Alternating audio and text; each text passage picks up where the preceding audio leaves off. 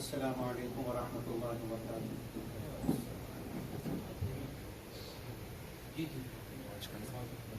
الحمد للہ نحمده ونستعینه ونستغفره ونؤمن به ونتوکل علیہ ونعوذ باللہ من شرور انفسنا ومن سیئات اعمالنا من يهده الله فلا مضل له ومن يضلل فلا هادي له ونشهد أن لا إله إلا الله وحده لا شريك له ونشهد أن سيدنا وسندنا ومولانا محمدا عبده ورسوله أرسله الله تعالى إلى كافة للناس بشيرا ونذيرا وداعيا إلى الله بإذنه وسراجا منيرا صلى الله تعالى عليه وعلى آله وأصحابه وبارك وسلم تسليما كثيرا كثيرا أما بعد فأعوذ بالله من الشيطان الرجيم بسم الله الرحمن الرحيم قل إن صلاتي ونسكي ومحياي ومماتي لله رب العالمين صدق اللہ العظیم۔ میرے عزیز و بھائیو، دوستو، بزرگو، ہر زمانے کے اندر دین اور دین کے اعمال سے رکاوٹ پیدا کرنے والے لوگ موجود ہوتے ہیں، جن کا مقصد لوگوں کو دین پر چلانا نہیں، ان کا مقصد لوگوں کو دین سے اور دین کے اعمال سے روکنا ہوتا ہے۔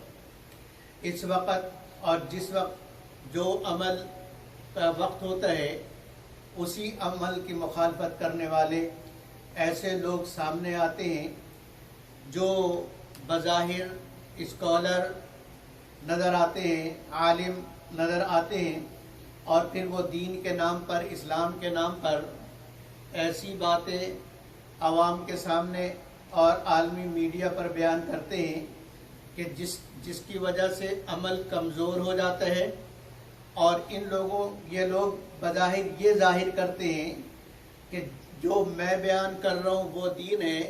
نعوذ باللہ صحابہ نے جو کیا وہ دین نہیں تھا۔ ایک ایسا کام، ایسا عمل جو حضرت صلی اللہ علیہ وسلم نے کیا، آپ کے صحابہ نے کیا، تابعین، تبع تابعین نے کیا، اور 1400 سال سے امت جو عمل کر رہی ہے، اس کو یہ کہنا کہ یہ نہیں، یہ عمل اس طرح نہیں، یہ اس طرح ہے، تو گویا کہ کہنے والا یہ بتلا رہے کہ دین کی صحیح سمجھ ان میں نہیں تھی۔ نعوذ باللہ، نبی اکرم صلی اللہ علیہ وسلم بھی دین کو صحیح سمجھے نہیں، اور صحابہ بھی دین کو صحیح سمجھے نہیں۔ دین اصل وہ ہے جو میں بتلا رہا ہوں۔ اس لیے میرے عزیز بھائیوں اور دوستو، ہمیں دیکھنا پڑے گا کہ دین کا کون سا عمل نبی اکرم صلی اللہ علیہ وسلم اور صحابہ نے کیا اور کس طرح کیا۔ تو دین وہی ہے، لقد کان لکم فی رسول اللہ اسوۃ حسنہ۔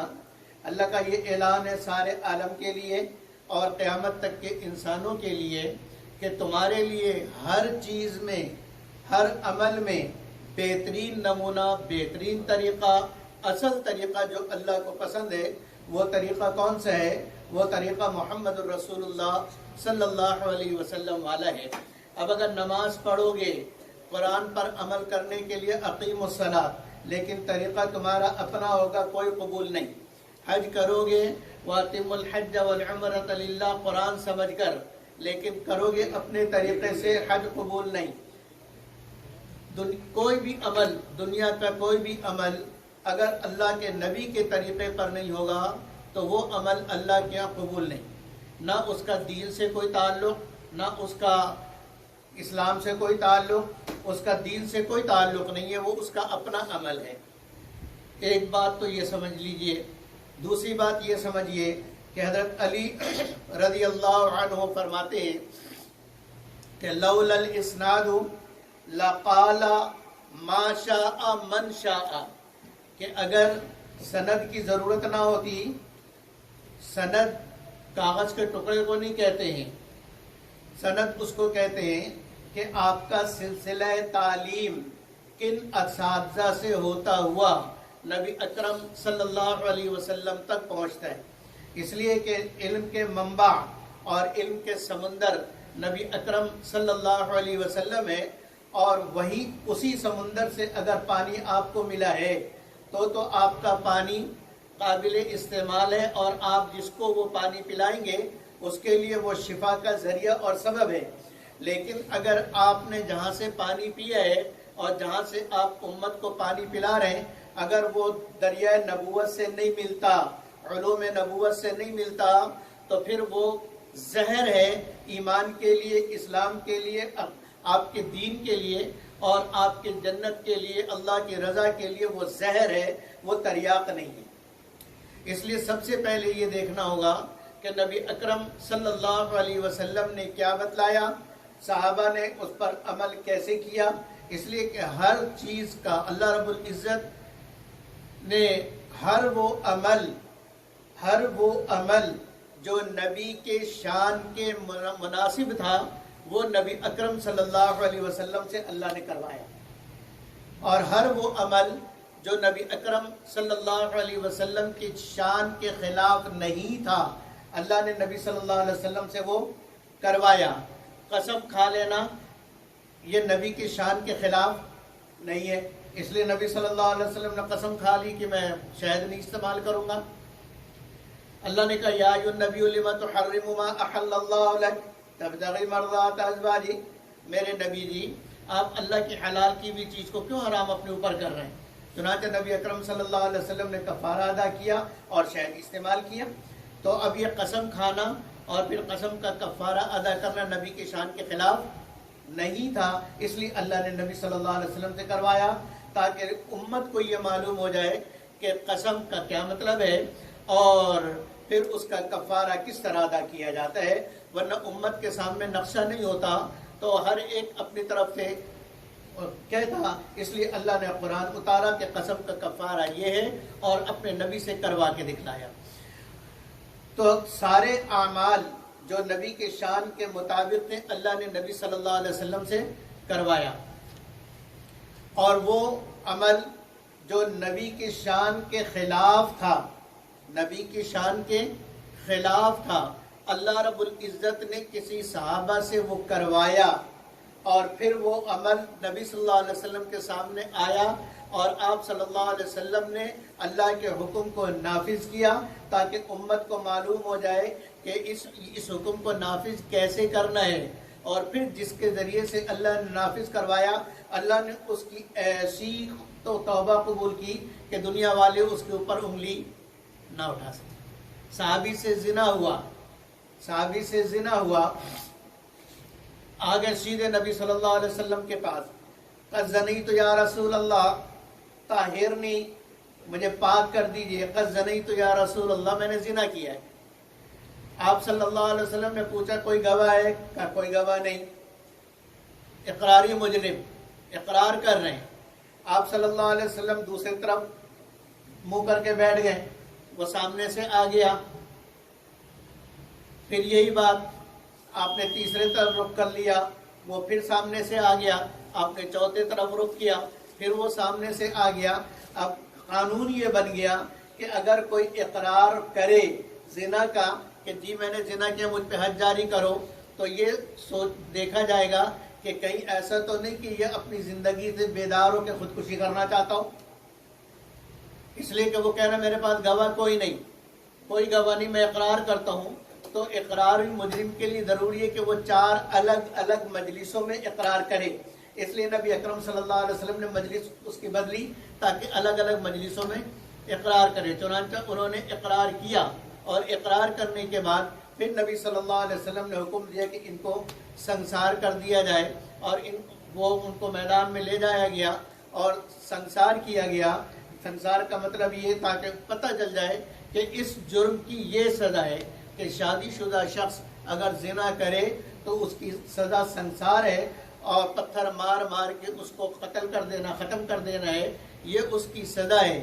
یہ نبی اکرم صلی اللہ علیہ وسلم کے سامنے صحابہ سے ہوا، اور اللہ کے نبی نے اس سزا کو جاری کیا تاکہ قیامت تک آنے والے لوگوں کو یہ معلوم ہو جائے کہ جو سزا رحمت للعالمین دے سکتا ہے وہ عین رحمت ہے، وہ ظلم نہیں ہے، وہ ظلم نہیں ہے۔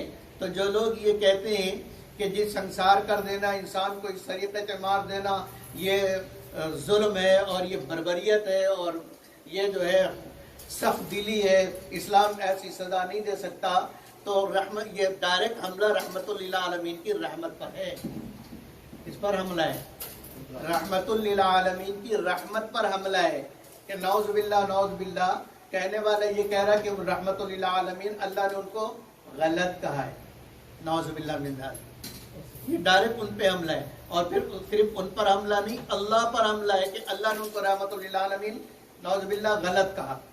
اس لیے نبی اکرم صلی اللہ علیہ وسلم نے سزا جاری فرمائی، اور پھر جب ایک صحابی نے کوئی بات ان کے بارے میں کہی تو اللہ کے نبی صلی اللہ علیہ وسلم نے ان کی تطہیر بیان کی، ان کی پاکیزگی بیان کی، اور فرمایا کہ اللہ کی قسم ہے اس ذات کی جس کے قبضے میں میری جان ہے، یعنی اللہ کی، اس شخص نے ایسی توبہ کی ہے کہ اس کی توبہ اگر سارے حجاز والوں میں تقسیم کر دیا جائے تو اس ایک کی توبہ سے سب بخشے جائے۔ تو اللہ نے وہ عمل کروایا، اور کروا کر نبی اکرم صلی اللہ علیہ وسلم کے سامنے اس کو نافذ کروایا تاکہ قیامت تک آنے والی امت کے سامنے نقشہ قائم ہو جائے۔ ورنہ سنسار کیسے کرنا ہے، کھڑا کر کے گولی مار دینا ہے یا کیا کرنا ہے، کسی کے سامنے اس کی کوئی شکل نہیں آتی۔ تو میں عرض یہ کر رہا تھا کہ اللہ رب العزت نے دین کو قیامت تک چلانا تھا، اور نبی اکرم صلی اللہ علیہ وسلم کو آخری نبی بنانا تھا، اور کہ آپ کے بعد قیامت تک نبی کوئی نہیں آئے گا، لیکن دین بھی چلے گا، اور دین وہی چلے گا جو محمد مصطفیٰ صلی اللہ علیہ وسلم لے کر آئے ہیں، ان کے علاوہ کوئی دین نہیں چلے گا۔ اس لیے یہ قانون بنا دیا کہ تم نے دیکھنا ہے نبی صلی اللہ، پہلے تو یہ دیکھنا ہے کہ اللہ کا حکم کیا ہے، اس لیے کہ حکم اصل اللہ کا، پھر یہ دیکھنا ہے کہ اللہ کے حکم کو نبی نے کیا کیسے، اور پھر یہ دیکھنا ہے کہ صحابہ نے کیا سمجھا، اس لیے کہ وہ سب سامنے رہنے والے اور آپ صلی اللہ علیہ وسلم کے سے تعلیم حاصل کرنے والے آپ کے شاگرد اول، لہذا سب سے پہلے صحابہ کے طبقے کو دیکھا جائے گا کہ صحابہ کا عمل اس میں کیا تھا، اور وہی عمل جو صحابہ نے کیا وہی دین ہے، وہی دین ہے۔ اور اسی لیے کہا جاتا ہے کہ کسی مسئلے کو ثابت کرنے کے لیے 4 دلیلیں چاہیے۔ پہلی دلیل کہ وہ چیز قرآن میں ہے کہ نہیں ہے، اگر قرآن میں نہیں ہے تو پھر دیکھا جائے گا کہ وہ چیز نبی اکرم صلی اللہ علیہ وسلم کی احادیث صحیحہ میں ہے یا نہیں ہے، اگر اس میں بھی نہ ملے پھر یہ دیکھا جائے گا کہ صحابہ نے عمل کیا کہ نہیں کیا، اس لیے کہ نبی اکرم صلی اللہ علیہ وسلم نے اپنی سنت کو صحابہ کی سنت کے برابر قرار دیا، اسی لیے فرمایا علیکم بسنتی وسنتی سنت الخلفاء الراشدین المہدیین، کہ تمہارے اوپر لازم ہے، فرض ہے کہ میرے طریقے کو اختیار کرو اور میرے طریقے پر چلو، اور اس طریقے پر چلو جس پر میرے خلفائے راشدین چلے ہیں۔ گویا کہ اپنے طریقے کو اور خلفائے راشدین کے طریقے کو ایک درجے میں رکھا ہے۔ تو جیسے قرآن کے آیت سے جو حکم ثابت ہوگا، قرآن میں نہ ہو تو نبی صلی اللہ علیہ وسلم کی احادیث صحیحہ سے ثابت ہوگا، اور احادیث صحیحہ میں نہ ہو تو صحابہ کے عمل سے ثابت ہوگا، یہ تو ہے قطعی۔ اس کے خلاف کرنے والا قرآن کی مخالفت کرنے والا ہوگا۔ جس عمل کو صحابہ نے کیا، خصوصاً خلفائے راشدین نے کیا، اور سارے صحابہ نے جس عمل کو کیا، اس عمل کا انکار کرنے والا بالکل ایسے ہی ہے جیسے قرآن کی کسی آیت کا انکار کرنے والا، جیسے قرآن کی کسی آیت کا انکار کرنے والا، اور قرآن کی چھوٹی سی چھوٹی آیت کا بھی انکار کرنے والا بالاتفاق کافر ہے۔ بالاتفاق کیا ہے؟ کافر ہے۔ تو اسی طریقے سے صحابہ کے اور نبی صلی اللہ علیہ وسلم کے وہ عمل جو متواتر امت تک پہنچ جائے اس کا انکار کرنے والا بھی کیا ہے؟ کافر ہے، کیونکہ اس کا حکم بھی قرآن کی آیت کی طرح ہے، ورنہ پھر یہ تہمت ہوگی کہ نبی نے غلط کیا ہے، نعوذ باللہ من ذالک، اور جو یہ کہے گا کہ نبی نے غلط کیا وہ کافر ہے۔ ایسا ہے کہ نہیں؟ اس لیے کہ نبی کے عمل کا انکار، کہ نبی نے ایک کام کیا ہے اور متواتر احادیث سے سینہ بسینہ آئی وٹنس کے ساتھ آپ تک پہنچا ہے، اور پھر آپ انکار کریں تو آپ نے سارے وٹنسز کا انکار کیا کہ سب جھوٹے، یعنی آپ سے لے کر علماء سے لے کر صحابہ تابعین سارے کے سارے نعوذ باللہ جھوٹے، اور پھر نبی اکرم صلی اللہ علیہ وسلم نے عمل غلط کیا، نعوذ باللہ، اور پھر اللہ جو نبی صلی اللہ علیہ وسلم کے بارے میں کہہ رہے ہیں کہ ان کے طریقے پر عمل کرو، نعوذ باللہ اللہ، تو یہ بات ایسی نہیں کہ معمولی بات ہے، اس لیے اس میں بہت سوچ سمجھ کے زبان کھولنی چاہیے۔ ان اعمال میں اس وقت کا عمل جو امت پر آ رہے، ذوالحجہ کا مہینہ الحمدللہ شروع ہو گیا، اور اس مہینے میں ایک بڑا عمل جو قرآن سے ثابت، جو احادیث سے ثابت، جو نبی اکرم صلی اللہ علیہ وسلم کے عمل سے ثابت، اور جو صحابہ تابعین تبع تابعین 1400 سال امت کے متواتر مسلسل عمل سے ثابت ہے، اگر کوئی اس کا انکار کرے تو وہ کون ہے، اس کا فیصلہ آپ خود کر لیجئے، اور پھر اس کی بات سننی چاہیے کہ نہیں سننی چاہیے، اور اس کی بات پر عمل کر کے، ایسا تو نہیں کہ اس کی بات پر عمل کر کے آپ اپنی دنیا اور آخرت خراب کر رہے ہیں۔ اس بارے میں سوچ لینا چاہیے کہ جس کی بات میں سن رہا ہوں یہ اس قابل بھی ہے کہ یہ دین کی کوئی بات کر سکے، اور دین کی کوئی بات کرنے والے کے لیے ضروری ہے کہ اس کی سند نبی صلی اللہ علیہ وسلم کے ساتھ متصل ہو رہی، کہ اس نے جن سے تعلیم حاصل کیا وہ لوگ ایسے قابل، یہ سلسلہ یہ چین اس قابل ہے کہ اس پر اعتماد کیا جائے۔ آپ اپنا نفس کسی ایسے کو نہیں پکڑاتے جو ڈاکٹر کا گاؤن پہن کے اور وہ کان میں وہ ٹیلیسکوپ لگا کے بیٹھ جائے، آپ کلینک کھول کے بیٹھ جائے، کیوں؟ کیا آپ پہلے دیکھتے ہیں کہ یہ خود پڑھا ہوا کہاں سے؟ اسی لیے ڈاکٹرز اپنی سند کو، اپنے سرٹیفکیٹ کو اپنے آفس میں لگاتے ہیں کہ جس کو دیکھنا دیکھ لو کہ میں کس میڈیکل کالج کا فارغ ہوں۔ وہ اسی لیے تاکہ آپ کو نفس پکڑانے سے پہلے، اس سے دوائی لینے سے پہلے آپ کو اعتماد ہو جائے کہ یہ ڈاکٹر صحیح ہے، یہ ڈاکٹر صحیح ہے۔ تو کیا میرے دوستو دین اتنا سستا ہے جس کے اوپر ڈاکٹر اگر غلط دوائی دے دے یا کسی غلط ڈاکٹر سے آپ نے علاج کرا لیا تو اس کا زیادہ سے زیادہ نقصان کیا ہوگا؟ بولے، مر جائے گا۔ زیادہ سے زیادہ نقصان کیا ہوگا کہ وہ آدمی مر جائے گا نا، اس سے زیادہ بڑا نقصان تو کوئی نہیں ہوگا۔ لیکن اگر دین غلط آدمی سے سیکھا اور اس پر عمل کر لیا، یا ایک کام دین کا تھا اور غلط آدمی کے کہنے پر اس کام کو چھوڑ دیا، تو صرف اتنا نقصان نہیں کہ موت تک کا نقصان ہے، بلکہ یہ نقصان ہمیشہ ہمیشہ کا ہے، مرنے کے بعد بھی یہ نقصان ختم نہیں ہوگا۔ اس لیے جتنی چھان پھٹک اور جتنی سرچ آپ کو ڈاکٹر کے لیے کرنے کی ضرورت ہے، دین کا علم حاصل کرنے کے لیے آپ کو اس سے زیادہ کیئرفل رہنے کی ضرورت ہے کہ جو دین کا مسئلہ بتا رہا ہے وہ خود دین پڑھا ہوا بھی ہے کہ نہیں۔ وہ کہہ دیتے کہ مسلمان کا بچہ ضروری تو نہیں کہ عالم بھی ہو، دین پڑھا ہوا بھی ہو، قرآن پڑھا ہوا بھی ہو، اور پڑھا ہوا ہو تو صحیح لوگوں سے پڑھا ہو، صحیح لوگوں سے، قابل اعتماد لوگوں سے پڑھا ہو۔ صرف لفاظی پر میرے دوستوں مت جاؤ، صرف لفاظی پر اور صرف کسی کی مشہوری پر مت جاؤ کہ وہ بہت مشہور آدمی ہو گیا لہذا وہ جو کہہ رہا صحیح کہہ رہا، ایسی بات نہیں۔ تو قربانی اللہ رب العزت فرماتے ہیں، قل میرے نبی جی آپ کہہ دیجئے، ان صلاتی و نسکی و محیایا و مماتی للہ رب العالمین، نبی جی آپ کہہ دیجئے کہ میری ساری نمازیں، قل ان صلاتی میری ساری نمازیں، و نسکی اور میری قربانیاں، و محیای و مماتی، میری زندگی میری موت، للہ رب العالمین، یہ سب کچھ اللہ رب العزت کی. تو اب یہ آیت مکی ہے.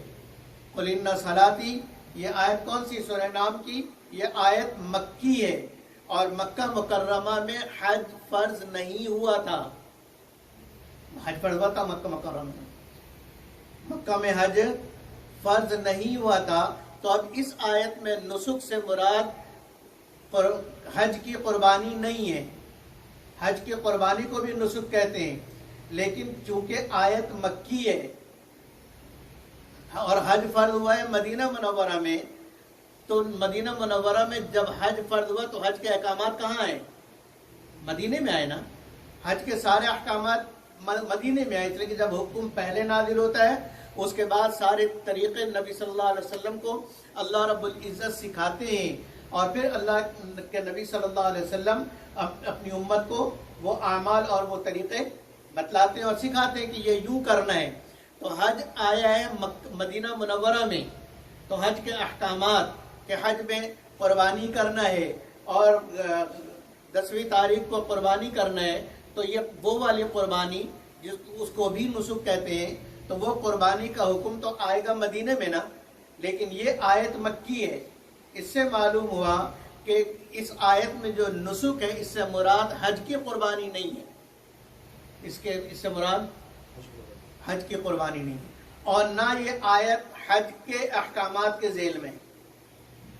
تو ابھی ان دو باتوں سے کیا بات ثابت ہوئی کہ اس قربانی کا تعلق حج سے نہیں ہے، تو یہ کوئی اور قربانی ہے، یہ کوئی اور قربانی ہے.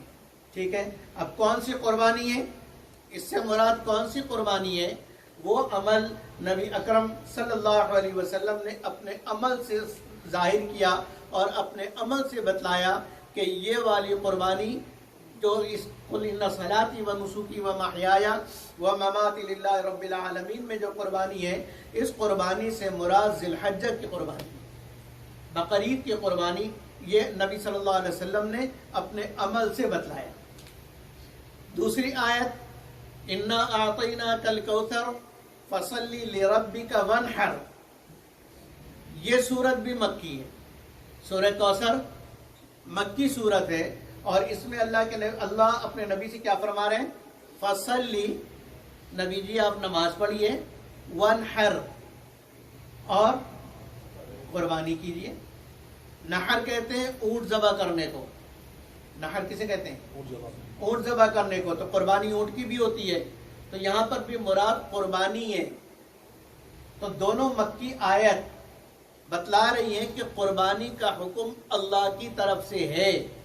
قربانی کا حکم مولویوں کا بنایا ہوا نہیں ہے، گوشت کھانے کے لیے نہیں بنایا گیا، اور جانور صرف ذبح کر کے گوشت اڑانے کے لیے اور باربیکیو کے لیے نہیں. یہ اللہ کا حکم ہے، یہ اللہ کا حکم ہے، اور یہ کسی انسان کی بنایا ہوا حکم نہیں ہے، یہ اللہ کا اپنا نظام ہے. یہ تو اللہ رب العزت، کامیابی اللہ کے حکم کے ماننے میں ہے. کامیابی اس چیز میں نہیں ہے کہ اپنی عقل سے کسی عمل کو کیا جائے اور اپنی عقل سے کسی عمل کو چھوڑا جائے، بلکہ اللہ کے حکم سے عمل کو کرنا دین ہے، اور نبی اکرم صلی اللہ علیہ وسلم کے طریقے سے اس عمل کو کرنا یہ دین ہے، اپنے طریقے سے کرنا دین نہیں ہے. تب دونوں جگہوں پہ فرمایا، دونوں آیتوں میں، دونوں آیتیں مکی، اور اس میں کیا فرمایا کہ قربانی کیجیے. یہ تو قرآن کی آیتیں. پھر نبی اکرم صلی اللہ علیہ وسلم نے اپنے عمل سے اور اپنے احادیث سے ارشاد فرمایا اور امت کو دکھلایا. بقرعید کا دن آیا، بقرعید کا دن آیا، نبی اکرم صلی اللہ علیہ وسلم نے امت سے ارشاد فرمایا کہ آج کے دن ہم سب سے پہلے نماز پڑھیں گے. سب سے پہلے نماز پڑھیں گے، یعنی عید کی نماز پڑھیں گے، اور پھر نماز پڑھ کر ہم قربانی کریں گے. فرمائے کہ جس نے نماز کے بعد قربانی کی اور وہ ہمارے طریقے پر ہے، اور وہ مسلمانوں کے طریقے پر ہے، اور جس نے نماز سے پہلے قربانی کر لی تو ٹھیک ہے، گوشت ہے اپنے گھر والوں کے لیے، اس نے جانور اور حلال جانور ذبح کر لیا، ٹھیک ہے، گوشت اس کا حلال ہے، گوشت اس کا کیا ہے؟ حرام کیوں؟ گوشت حلال ہے، اس لیے کہ بسم اللہ اللہ اکبر پڑھ کے ذبح کیا، چاہے نماز سے پہلے کرے چاہے نماز کے بعد کرے، لیکن قربانی کا عمل اور قربانی کا ثواب اس وقت ہوگا جب نماز پہلے پڑھے اور نماز پڑھنے کے بعد، کیونکہ ہمارے نبی نے پہلے نماز پڑھی ہے اور نماز پڑھنے کے بعد پھر جا کر قربانی کی ہے، اور نبی صلی اللہ علیہ وسلم نے ایک سال نہیں کیا کہ آپ نے ایک بار کیا ہو، مسلسل مدینہ منورہ میں آپ صلی اللہ علیہ وسلم 10 سال رہے، ہر سال آپ صلی اللہ علیہ وسلم نے قربانی کی ہے، تو یہ آپ کے ایک سال کا عمل نہیں ہے، ایک بار کا عمل نہیں ہے، آپ نے اپنی پوری زندگی کیا، اور پھر وصیت کی، حضرت علی رضی اللہ عنہ سے وصیت کی کہ علی جب تم اپنے طرف سے قربانی کرو تو میرے طرف سے بھی کیا کرو۔ بڑے خوش نصیب وہ لوگ ہیں جو اپنے طرف سے بھی قربانی کرتے ہیں اور اللہ کے نبی کی طرف سے بھی کرتے ہیں، کیا کرو کیا کرو، ہر ایک حصہ اپنے نبی کے نام سے ضرور کیا کرو۔ نبی کا اتنا حق بھی نہیں ہے کہ ہم نبی کی طرف سے قربانی کریں، ضرور کرنا چاہیے۔ تو حضرت علی رضی اللہ عنہ کا معمول تھا کہ ہر سال 2 مینڈے قربان کیا کرتے تھے۔ کسی نے ان سے پوچھا کہ جی آپ 2 کیوں کرتے ہیں؟ کہا ایک میں اپنی طرف سے کرتا ہوں اور ایک میرے نبی نے مجھے وصیت کی ہے، ایک میں اپنے نبی کی طرف سے کرتا ہوں۔ یہ قربانی نبی اکرم صلی اللہ علیہ وسلم کی طرف سے کرتا ہوں۔ تو اللہ کے نبی صلی اللہ علیہ وسلم نے اپنا عمل یہ بتلایا کہ پہلے نماز پڑھنا ہے عید کے دن، پھر اس کے بعد قربانی کرنی ہے۔ اسی طریقے سے بہت ساری احادیث ہیں جس میں نبی اکرم صلی اللہ علیہ وسلم کا یہ عمل بیان کیا ہے۔ عائشہ رضی اللہ عنہ بیان فرماتی ہیں کہ ہم قربانی کا گوشت آتا تھا تو ہم اس میں نمک لگا کر رکھ دیتے تھے کہ آپ صلی اللہ علیہ وسلم بعد میں بھی استعمال فرمائیں۔ قربانی کا گوشت، یہ فرمایا قربانی کا گوشت، یہ نہیں فرمایا کہ گوشت ہوتا تھا، قربانی کا گوشت۔ اسی طرح صحابہ رضوان اللہ علیہم اجمعین اپنا عمل بیان فرماتے ہیں، اور یہ بہت ساری روایتوں میں صحیح احادیث کے اندر ہے جس میں آپ صلی اللہ علیہ وسلم کا عمل، صحابہ نے یہ بیان کیا کہ ہم نبی اکرم صلی اللہ علیہ وسلم کے خادم خاص تھے حضرت انس رضی اللہ عنہ، وہ بیان فرماتے ہیں کہ میں نبی اکرم صلی اللہ علیہ وسلم کے لیے 2 مینڈے خریدتا تھا جو بہت موٹے تازے ہوں۔ قربانی کا جانور ایسی مریل ٹٹو نہیں ہونا چاہیے بلکہ خوب صحت مند ہونا چاہیے، صحت مند موٹے تازے بڑی سینگوں والے جو ہے وہ میں خریدتا تھا، اور نبی اکرم صلی اللہ علیہ وسلم جب نماز پڑھ لیتے، نماز کے بعد آپ صلی اللہ علیہ وسلم کے سامنے ان کو لایا جاتا اور آپ اپنے دست مبارک سے اس کو ذبح کرتے، اور آپ صلی اللہ علیہ وسلم ذبح کر کے کیسی آپ صلی اللہ علیہ وسلم کی رحمت ہے، فرماتے تھے کہ اے اللہ یہ میری طرف سے قبول کر لے، اور دوسرا ذبح کرتے کہتے میری امت کی طرف سے قبول کر لے، میری امت کی طرف سے۔ تو امت کے ہر فرد کو چاہیے کہ اپنے نبی کی طرف سے بھی کرے۔ اللہ اکبر۔ اسی طریقے سے نبی اکرم صلی اللہ علیہ وسلم کا عمل مسلسل، اور پھر صحابہ کا عمل، حضرت عمر رضی اللہ عنہ اپنے دور خلافت کے اندر خطبے کے لیے کھڑے ہوئے اور خطبے میں یہی ارشاد فرمایا کہ لوگوں آج عید کا دن ہے اور آج روزہ حرام ہے۔ عید کا دن فرمایا 2 دن روزہ حرام ہے، ایک تو عید الفطر والا دن جس میں تم رمضان کے بعد افطار کرتے ہو، فرمایا اس دن کا روزہ حرام، اور فرمایا کہ آج کا روزہ آج ہم یہ کریں گے، پھر آگے وہ تفصیل ہے کہ یوم ایام تشریق تک 13 ذی الحجہ تک روزہ مکروہ ہے، روزہ حرام ہے۔ یہاں اس حدیث میں یہ ارشاد فرمایا کہ آج ہم یہ کریں گے کہ نماز پڑھ کے قربانی کریں گے، اور جو ایسا کرے گا وہی سنت کے مطابق کرے گا، جو ایسا کرے گا وہی سنت کے مطابق کرے گا، اور جو ایسا نہیں کرے گا وہ سنت کے مطابق نہیں کرے گا۔ یہ تو بتلایا کہ نبی اکرم صلی اللہ علیہ وسلم کا عمل کرنے والا جو نہ کرے اس کے لیے وعید کیا ہے۔ اس لیے کہ جو عمل ضروری ہوتا ہے اس کے کرنے پر ثواب اور نہ کرنے پر عذاب ہوتا ہے۔ تو جو قربانی کر سکتے ہیں، صاحب استطاعت ہیں، قربانی کر سکتے ہیں، اور وہ بھی قربانی نہ کرے، ان کے لیے دنیا کا بھی اور آخرت کے، دنیا کی بھی سزا ہے، آخرت کی بھی سزا ہے۔ ان کے لیے دنیا کی بھی سزا ہے۔ دنیا کی سزا سنیے کبھی نہیں سنی؟ ان کے لیے دنیا کی بھی سزا ہے اور آخرت کی بھی سزا ہے۔ دنیا کی سزا کیا بیان کی؟ نبی اکرم صلی اللہ علیہ وسلم نے فرمایا کہ جو شخص قربانی کر سکتا ہے ولم یضاحی، اور قربانی اس نے نہیں کی یا نہیں کرنا چاہتا، اس لیے قربانی تو نماز کے بعد کرے گا نا، قربانی نہیں کرنا چاہتا، وہ میری مسجد میں نہ آئے، وہ ہمارے مسلح میں نہ آئے۔ یعنی عیدگاہ میں عید کی نماز میں عام مسلمانوں کے ساتھ اس کو کھڑے ہونے کا حق نہیں ہے۔ یہ اس کی دنیاوی سزا ہے کہ مسلمانوں سے الگ ہو جاتا ہوں، اور اللہ کے حکم کو پورا نہ کرنے پر جو آخرت کی سزا ہوگی وہ تو ہوگی۔ اس لیے میرے عزیز بھائیوں اور دوستوں، اللہ رب العزت نے اگر استطاعت دی ہے تو قربانی سے بالکل دریغ نہ کریں، قربانی ضرور کرنی چاہیے، اپنے طرف سے بھی کریں اور اپنے والدین کی طرف سے بھی کریں، اور نبی اکرم صلی اللہ علیہ وسلم کی طرف سے، ازواج مطہرات کی طرف سے ضرور کریں۔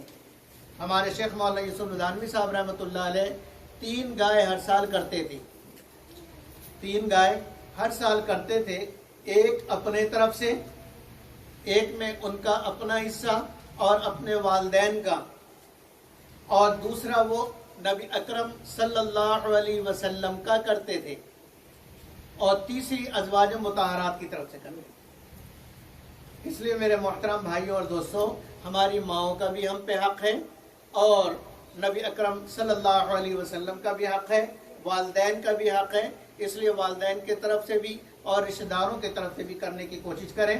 اور آخری بات یہ سمجھ لیجئے کہ نبی اکرم صلی اللہ علیہ وسلم کے عمل سے اور صحابہ کے عمل سے ہی یہ بات ثابت ہے، کیونکہ ہر عمل کے لیے قیودات ہوتی ہیں۔ ہر عمل کے لیے کیا ہوتی ہیں؟ قیودات ہوتی ہیں، حدود ہوتی ہے کہ بس اتنے میں کرنا ہے۔ ظہر کی فرض کتنی؟ 6 کیوں نہیں؟ کوئی 6 پڑھ لے، ظہر ہوگی اس کی؟ ظہر نہیں ہوگی، اس لیے کہ قید ہے کہ 4 ہی پڑھنی ہے۔ اسی طریقے سے نمازیں، اسی طریقے سے حج، کوئی منا پہ عرفات پہلے چلا جائے اور منا بعد میں آئے، اسی طریقے سے کنکریاں 9 سے پہلے مار دے کہ میں نے مار دیا ہے تو اس کا حج ہو جائے گا۔ عمل تو سارے کیے، لیکن کرنا اسی سیکوینس سے ہے، اسی ترتیب سے ہے جس ترتیب سے نبی صلی اللہ علیہ وسلم نے کیا اور امت کو سکھایا ہے۔ تو ایسے ہی ہر عمل ہے، دین کا کوئی عمل اپنی عقل سے، کہ یار عقل یوں کہتی ہے، سمجھ میں یہ آ رہا ہے، نہ تمہاری سمجھ نہ میری سمجھ کو، میری تمہاری سمجھ ہے کیا؟ میری اور تمہاری سمجھ ہے کیا؟ کیا پدی اور کیا پدی کا شوربہ؟ کہ ہماری عقل تو پیٹ سے آگے بڑھتی نہیں ہے نا۔ بتاؤ کسی کی عقل اس کے پیٹ سے آگے بڑھتی ہے؟ پیٹ سے آگے ہماری عقل کام ہی نہیں کرتی ہے۔ تو اللہ کیا چاہتے ہیں، اللہ کا نبی کیا چاہتا ہے، یہاں تک ہماری عقل کیسے پہنچے گی؟ اس لیے ہمیں آگے دیکھنا پڑے گا، اوپر دیکھنا پڑے گا صحابہ کو۔ اور صحابہ رضوان اللہ اجمعین کا عمل یہ ہے کہ ہم بکرا، دمبا، بھیڑ ایک آدمی کی طرف سے کرتے تھے۔ کس کی طرف سے؟ ایک آدمی کی طرف سے کرتے تھے۔ اور